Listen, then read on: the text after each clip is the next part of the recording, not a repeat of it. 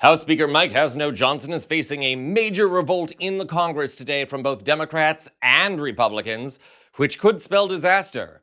Think the mini-government shutdown is almost over? Think again. This is the David Reddish Show.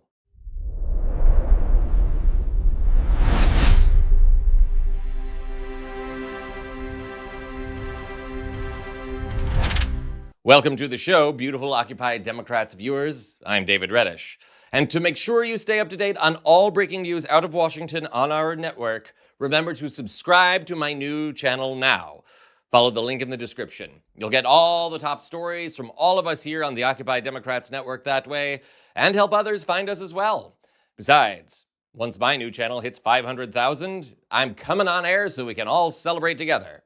And what's more fun than knocking back a drink while watching the news? In this day and age, I think we all need it. Which brings us back to Mike Tiny Johnson. As you will recall, last week the Senate passed a bipartisan stopgap measure which will keep ICE and the federal government operating for the next 2 weeks. Johnson, however, kept the House in recess, so the government is partially shut down today anyway. The stopgap measure aims to allow Congress time to establish new rules for ICE agent behavior to prevent the kind of bloodshed we saw last month in Minneapolis. Here's a recap. Ryan, good morning to you. Where do things stand? Well, Chanel, good morning. The House is set to begin voting on a series of bills that will keep the government open today with the hope of ending this partial shutdown with minimal disruptions.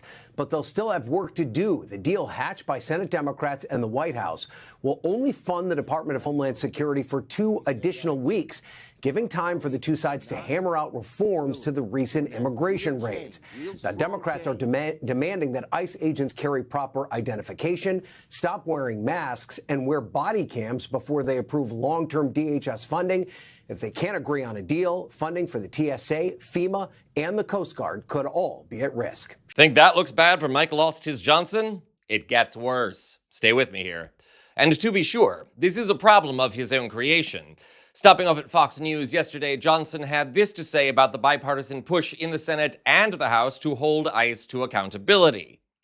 Well, those two things are conditions that would create further danger. I mean, Tom Homan told Leader Schumer himself, I was part of the conversation in the Oval Office a few days ago, he said that's one of the demands that I'm not going to be able to implement. I have to protect my officers. And when you have people doxing them and targeting them, of course we don't want their personal identification out there on the streets. And so we've got to work through this in a meaningful way, in a thoughtful way that comports with common sense. We need to turn down the volume, decrease the danger, and taking the masks off and putting their names and addresses on their uniforms. You don't think there are House GOP votes for those kinds of things? No, there won't be. Okay, let's just unpack that right now, shall we? Police have had to show their faces and identification in this country, as have federal agents, since the dawn of the Republic. Why should ICE be any different? Because they got doxxed for shooting people in the face? For the record, doxing is not illegal. Johnson might have better luck addressing that issue if indeed it is the actual problem. And shooting people in the face? That's illegal. If Americans are supposed to accept ICE as law enforcement, which they are not exactly, they are border patrol, but if we're supposed to treat ICE like police despite their lack of training, they need to behave with the same responsibility as police officers. And if all that strikes you as fair and logical, if it makes Johnson look out of touch, well, congratulations, your common sense still works. Johnson, on the other hand, seems to have lost his, along with his manhood. And now that's a problem. Check this out. Politico now reports that following Johnson's remarks on Fox yesterday, he's painted himself into a corner as both parties revolt against his speakership. According to the article, Johnson wants to pass both the 2-week stopgap bill and later a 5-year funding bill with only Republican votes. Democratic leader Hakeem Jeffries has already signaled the Democrats oppose the 5-year bill en masse, though a few might vote for the stopgap bill. Thus, Johnson wants to rely on his own party, but there are 2 very big problems with that. First, Johnson will swear in Houston Democrat Christian Menefee before votes Monday night. That, given the current party totals, means Johnson can only stand to lose a single vote from his caucus to get something to pass. But even more dire for the Speaker, not every Republican is on board with the stopgap bill or the 5-year budget. And given Johnson's remarks yesterday, he is going to face an even tougher battle getting anything passed. And yes, in case you're wondering, this is the second government shutdown in less than a year, thanks to Mike Tiny Johnson's very tiny leadership. And Senate Majority Leader John Thune has said he doesn't think he can get a 5-year budget passed inside of 2 weeks either, which means that even if the current stopgap bill does somehow pass the House today, the government will likely shut down again because no final legislation will have passed in the 2-week interim. Thus, chaos reigns in the Congress, due in large part to Johnson's lack of leadership and to Donald Trump not wielding the clout he once did either.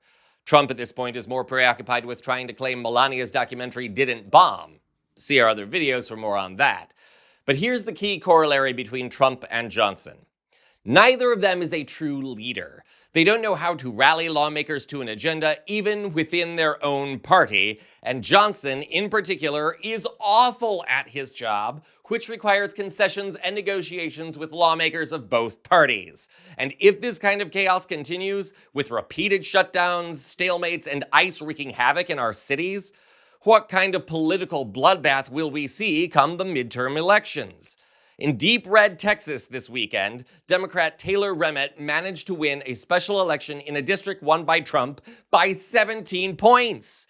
There is a storm coming, Mr. Speaker, and if you can't get your house ready in time, prepare for your party to get washed away, which would be another reason for us to crack the bubbly on this show. So, remember to subscribe to stay up to date on this story as it progresses, and have some champagne on hand.